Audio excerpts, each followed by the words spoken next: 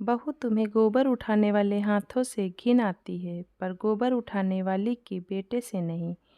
Shopping के bag हाथ में लिए सुनंदा घर में घुसी ही थी कि देखा तो उसका 7 महीने का बेटा प्रिंस उसकी सास सरला जी के हाथों में था और ज़ोर ज़ोर से रो रहा था, जबकि उसकी सास सरला जी उसे चुप कराती जा रही थी और बीच बीच में प्रिंस की केयरटेकर रोजी को डांट भी रही थी। अचानक सुनंदा को सामने देखकर रोजी सुनंदा से बोली, देखिए मैम, अब हम यहाँ पर काम नहीं करेंगे। आपकी सास ने हमारी अच्छी खासी बेइज्जती करी है, आप किसी और को रख लीजिएगा। अरे पर हुआ क्या? जो भी हुआ है पूछ लीजिए अपनी सास से। अब हम यहाँ एक पल भी नहीं रुकेंगे। सुनंदा सारे बैग्स एक तरफ रखकर रोजी को रोकती रही और रोजी उतनी ही तेजी से घर के बाहर निकल गई जैसे कोई चोरी की हो। यह देखकर सुनंदा को बहुत गुस्सा आया। गुस्से में आंखें लाल कर वो घर में घुसते हुए सरला जी से बोली, क्या किया आपने? आपको पता भी है कि केयर टेकर मिलना कितना मुश्किल है।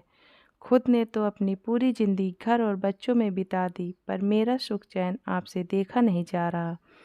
गांव की गंवार हैं आप और गंवार ही रहेंगी।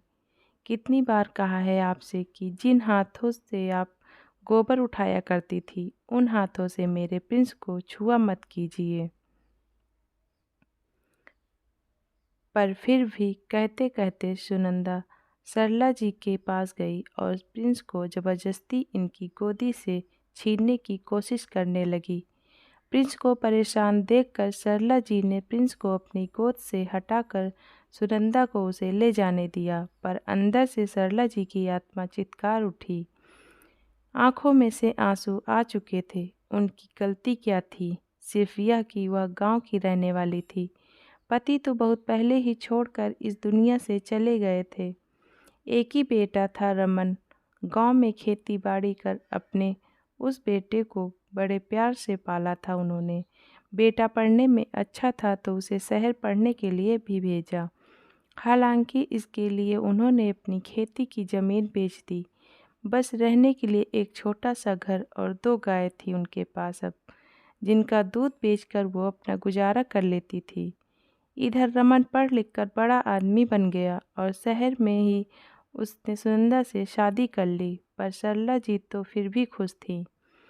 शादी के बाद सुनंदा एक ही बार अपने ससुराल गई थी। जब सरला जी ने कुल देवी की पूजा के लिए उन्हें बुलाया था। सरला जी का गाय का गोबर उठाना, उनकी साफ सफाई करना सुनंदा को बिल्कुल अच्छा नहीं लगा। मन ही मन वो सरला जी से घृणा करने लगी। मुश्किल से सुनंदा गांव में सिर्फ एक ही दिन रुकी। उसके बाद सरला जी जब भी गांव से शहर आती, सुनंदा उन्हें रसोई में किसी चीज़ को हाथ भी नहीं लगाने देती। यहाँ तक कि जब प्रिंस हुआ तब भी सुनंदा सरला जी को प्रिंस से हमेशा दूर रखती। प्रिंस के लिए सुनंदा ने रोजी को केयरटेकर रख लिया, पर तब कभी सरला जी को हाथ न लगाने देती। सरला जी कई बार प्रिंस को गोद में लेने के लिए तड़पती, पर सुनंदा बवाल कर देती। रमन ने 1-2 बार कहा तो सुनंदा ने काफ़ी हंगामा भी किया। बेटा बहू को लड़ते देखकर सरला जी ने खुद अपने मन को रोक लिया, पर आज सुनंदा अपने बेटे को रोजी के हवाले छोड़कर शॉपिंग गई हुई थी।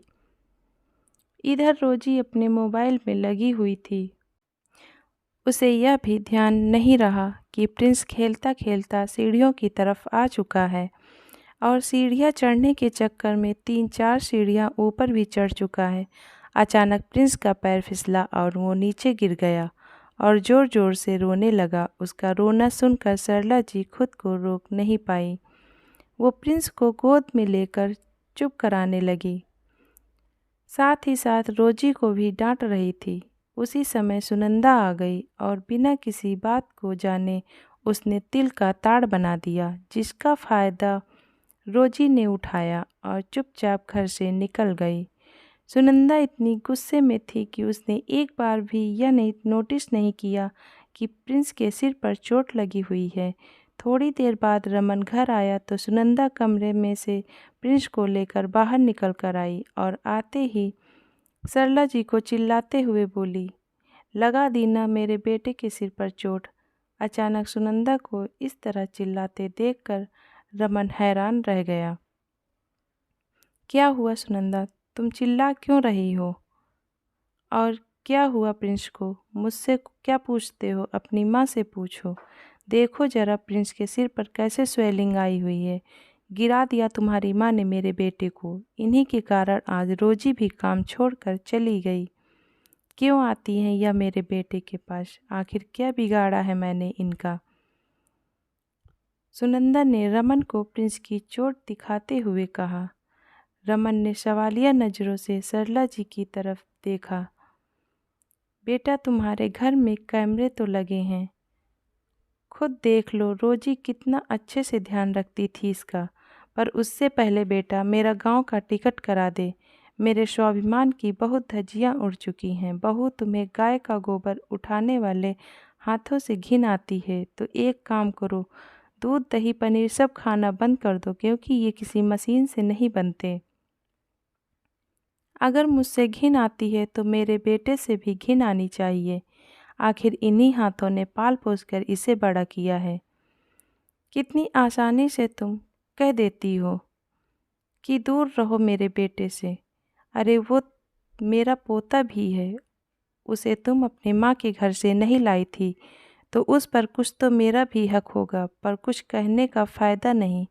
तुम तुम्हारे शहर में खुश रहो और मैं अपने गांव में अपनी गायों के साथ खुश हूँ। माना कि दोनों जानवर हैं, पर कम से कम मुझे अपना समझती तो हैं।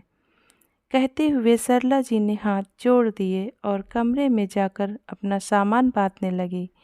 इधर रमन ने फुटेज चेक की तो पता चला गलती रोजी की थी, लेकिन सुनंदा से तो यह भी नहीं हुआ कि वह सरला जी से माफ़ी मांग ले। रमन ने जरूर सरला जी को रोकने की कोशिश भी की, पर प्यार पर स्वाभिमान हावी हो चुका था। धन्यवाद। आपको ये कहानी अच्छी लगी हो तो कमेंट में बताएं।